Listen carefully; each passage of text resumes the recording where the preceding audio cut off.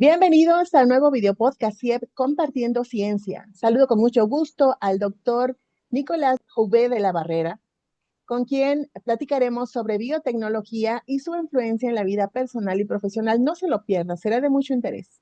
Comenzamos.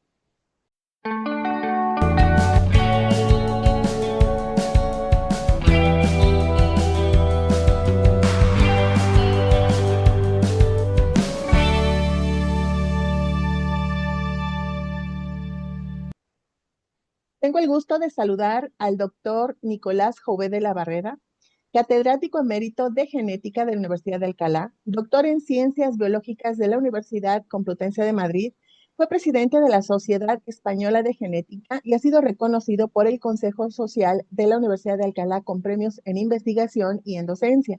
Ha sido investigador invitado en Italia, Estados Unidos, específicamente en Missouri, por la Universidad de Columbia.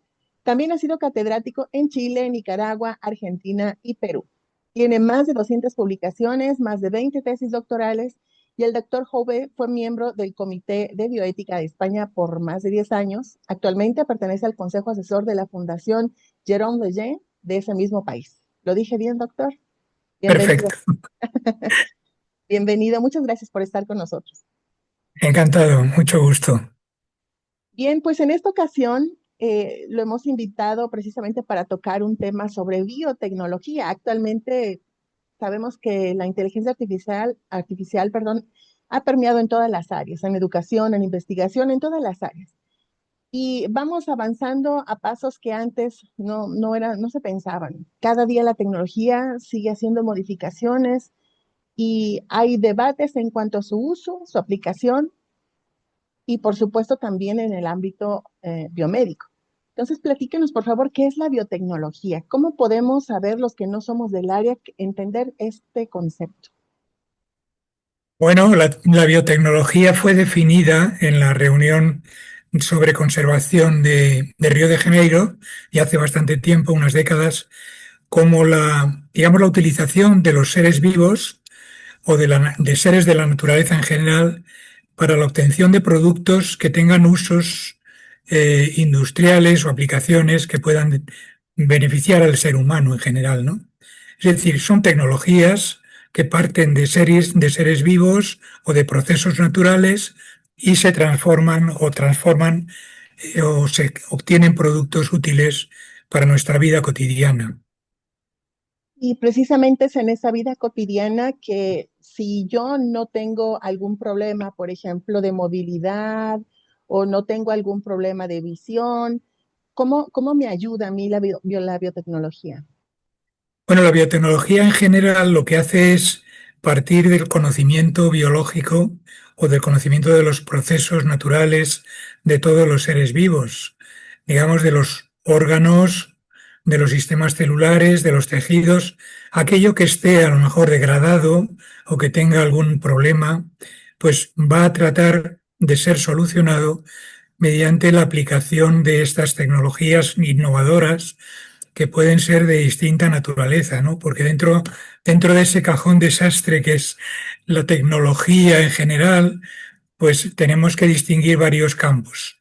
Uno de ellos lo hemos comentado, es la biotecnología, efectivamente, pero en paralelo se han desarrollado también innovaciones tecnológicas que afectan a lo que podríamos decir la materia, la materia incluso de los seres vivos a nivel molecular, que es la nanotecnología, ¿no? O también la neurotecnología, que trata de resolver temas relacionados con el conocimiento del funcionamiento del sistema nervioso, de nuestro sistema neuronal en general.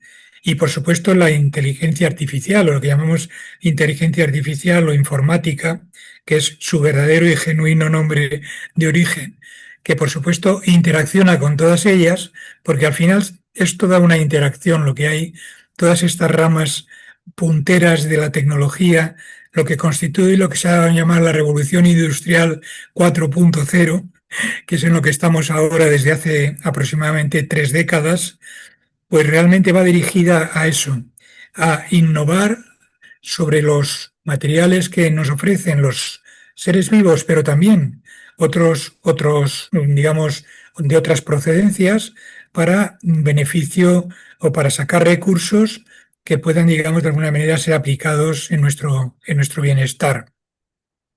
Y justamente uno de los beneficios, por ejemplo, de la investigación, o más bien uno de los principios de la investigación es la no maleficencia y la beneficencia. O sea, es decir, los Sí. investigadores deberíamos estar trabajando en cosas que ayuden a la sociedad, al ser humano, a ser mejor, a sentirse bien. Y a veces hay algunos aspectos éticos que sobrepasan esa línea.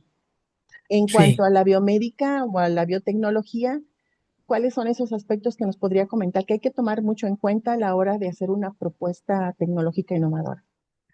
sí, efectivamente los principios básicos de la bioética son no maleficencia, beneficencia, pero también autonomía y justicia. Son los cuatro grandes bloques que deben de tenerse siempre en cuenta en todo lo que sean aplicaciones biotecnológicas o de cualquier otra índole, ¿no? Que tengan que ver sobre todo con lo que es una gestión responsable de la vida humana, porque lo fundamental de todo ello siempre en el foco principal debe estar el ser humano y la vida humana y el respeto a su dignidad. Y entonces, ¿cuáles son los problemas que pueden surgir? Pues los problemas que de alguna manera se desvían de lo moralmente, digamos decir, o éticamente, de lo que debe de ser, digamos, aceptable para una gestión adecuada de la vida humana, respetando pues esos cuatro principios que hemos dicho, ¿no? Es decir, pues que las decisiones las tome siempre el ser humano hacia el que van dirigidas esas acciones, ¿no? Que sea él el que, con sus buenos criterios o su forma de proceder, su razonamiento, pues acepte aquello que se le ofrece como una solución a un problema determinado. La no maleficencia, es decir, no hacer el mal; la beneficencia, hacer el bien. Esto es lo propio de una adecuada deontología médica, evidentemente. Y luego el principio de justicia, que es tratar a todos los seres humanos por igual, que no haya, digamos, discriminación a favor de unos o de otros en función de recursos económicos, materiales o de cualquier otra índole.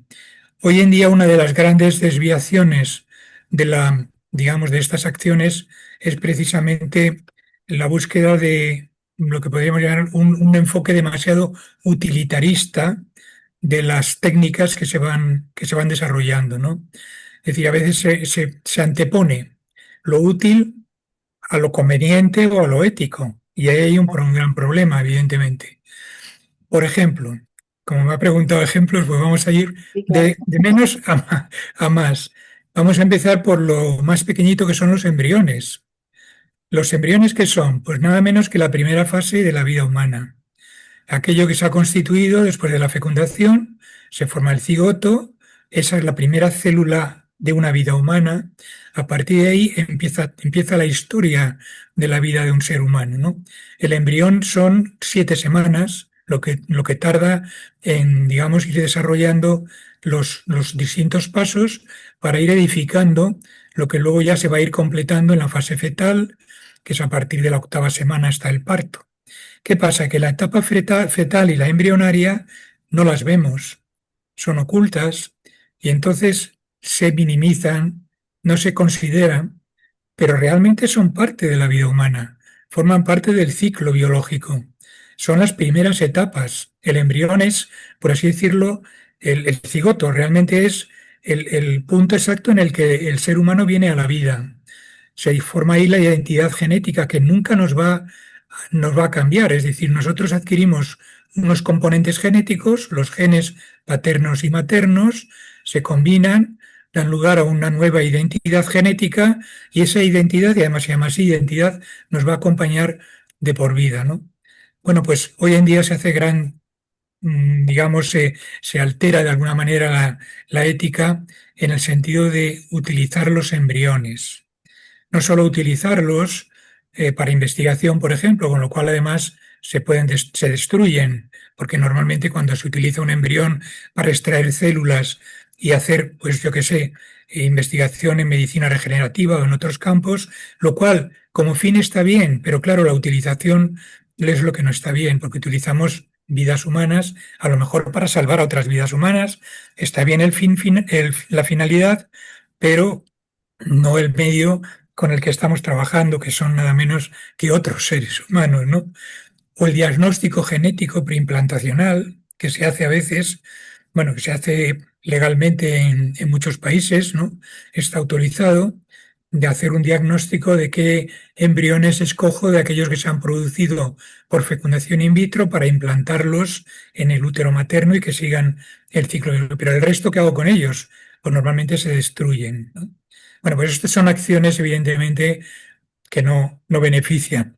Evidentemente van en contra de la beneficencia y evidentemente tampoco atienden al principio, por ejemplo, de autonomía, porque un embrión no tiene todavía capacidad para decidir por sí mismo, evidentemente. Bueno, estas son las cuestiones en el inicio de la vida, ¿no? También, por supuesto, en la fase fetal. La fase fetal, salvo que se haga un diagnóstico genético que se suelen hacer, lo que se llama diagnóstico genético prenatal, para conocer si en el embrión, perdón, en el feto ya existen problemas hereditarios, pues a veces surge la idea de que si se detecta algo que no convence, que no gusta, se procede al aborto. Es una clase de aborto que tiene la vitola de aborto eugenésico, porque evidentemente tú estás eligiendo quién tiene derecho a nacer y quién no tiene derecho a nacer en función de su patrimonio genético, lo cual evidentemente pues tampoco atiende ni al principio de autonomía, ni de beneficencia, no beneficencia, ni siquiera tampoco de justicia, porque hay muchos temas de desigualdades ahí en el tema del aborto, como todos conocemos desde un punto de vista social. Y luego ya en fases más posteriores, podríamos decir ya en adulto, pues ahí están los intentos. Yo voy a sintetizarlo muy rápidamente en un par de ideas, ¿no? Que es el intento de los transhumanistas que tratan de modificar las características de la naturaleza humana para dar un paso hacia una serie de seres humanos mejorados, entre comillas, en aquellos caracteres que a algunos les parecen pues de mayor interés. Mayor longevidad, por ejemplo, estatura alta, mayor inteligencia, lo cual, bueno, como fines pueden estar bien, pero claro, si tú para ello estás manipulando o haciendo modificaciones genéticas con estas tecnologías que la biotecnología nos ofrece ahora, el CRISPR-Cas y el Talent y otra serie de tecnologías novedosas, pues evidentemente si lo estás utilizando estas cosas con esa finalidad, no con una finalidad de curar una patología, que estaría bien, ¿no? Un cáncer, por ejemplo, sino con esta finalidad de hacer un mejoramiento en caracteres que no son naturales o que no nos concede la naturaleza, evidentemente estamos haciendo algo que no corresponde tampoco a los principios de justicia, autonomía, etcétera, que bueno, la autonomía podría ser que a alguien se le ocurriera, digamos, ofrecerse voluntario para estas cosas, pero evidentemente no hay igualdad de oportunidades y además son tecnologías de un elevadísimo riesgo de las cuales no sabemos lo que pueda salir nunca. Bueno, esto es un poquito unas pinceladas generales para este tema. Y sin embargo se justifica de esta manera, doctor, es decir, queremos hacer un mejor hombre y por lo tanto manipulamos, ¿no? Entonces, igual la gente que cae en exceso por ejemplo, de cirugías estéticas con tal de verse muy bien, como usted dice, para alcanzar una longevidad superior a la que pues ya estamos predestinados, por así decirlo, o bueno, nuestro ciclo así es, pero bueno, se busca siempre eso, justificando precisamente con esto el alcance que se puede llegar a tener en una intervención biotecnológica. Recuerdo que hace poquito precisamente estaba leyendo que usted decía que en Inglaterra precisamente se dan estas manipulaciones de embriones y que es Sí, totalmente legal hasta desecharlos literalmente a las 7 semanas, ¿cierto? sí, sí, Ajá, sí, adelante. sí, perdón. No, que quería decir que sí, que en Inglaterra especialmente, bueno, Inglaterra es el único país digamos, del ámbito europeo que no se adhirió al convenio de Oviedo. que es un convenio que se firmó por 27 países aquí en España, en Oviedo, en el año 1997 y que regulaba de alguna manera los usos que se deben de hacer o con los, digamos, los límites que deben de establecerse en las investigaciones biomédicas. Y entonces, claro, Inglaterra va un poquito por libre. Siempre ha sido la más avanzada en muchas de estas tecnologías, pero realmente se están haciendo auténticas aberraciones con el uso de la vida humana, de embrionaria, y también con estas aventuras transhumanistas que precisamente tienen su foco en un grupo de pensadores, filósofos de la Universidad de Oxford en Inglaterra. Y también, afortunadamente, las revistas que reciben todas estas innovaciones tecnológicas, biotecnológicas, ahora están solicitando que también tengan un aval ético, precisamente para prevenir, sobre todo en el área médica es indiscutible, pero también ya en el área social, porque también podríamos afectar a una persona con el tipo de preguntas y la invasión que le podríamos estar haciendo a su intimidad con una investigación. Entonces, bueno, creo que todos están como acotando un poco el prever que este tipo de cosas se sigan presentando, ¿cree? Exactamente, sí. Bueno, existen regulados por las leyes normalmente en los países desarrollados, como puede ser México, España, pues se crean los comités de bioética. Ujú. Comités de bioética de investigación en el uso médico, comités de ética también, pues de investigación en general, ¿no? Fuera del ámbito médico, porque claro, la biotecnología es más amplia que es lo que puede ser solo los temas de salud. Pero en general sí, existen comités de bioética que son un grupo de, digamos, de expertos, normalmente médicos, científicos, biólogos, puede haber también, por supuesto, juristas, filósofos, que lo que hacen es reflexionar sobre las aplicaciones, los objetivos, las técnicas que se vayan a utilizar en los ensayos clínicos o en los protocolos de investigación que se deseen desarrollar. O sea, se vigilan todos los aspectos y al final se hace un dictamen autorizando o no autorizando la aplicación que se desee hacer.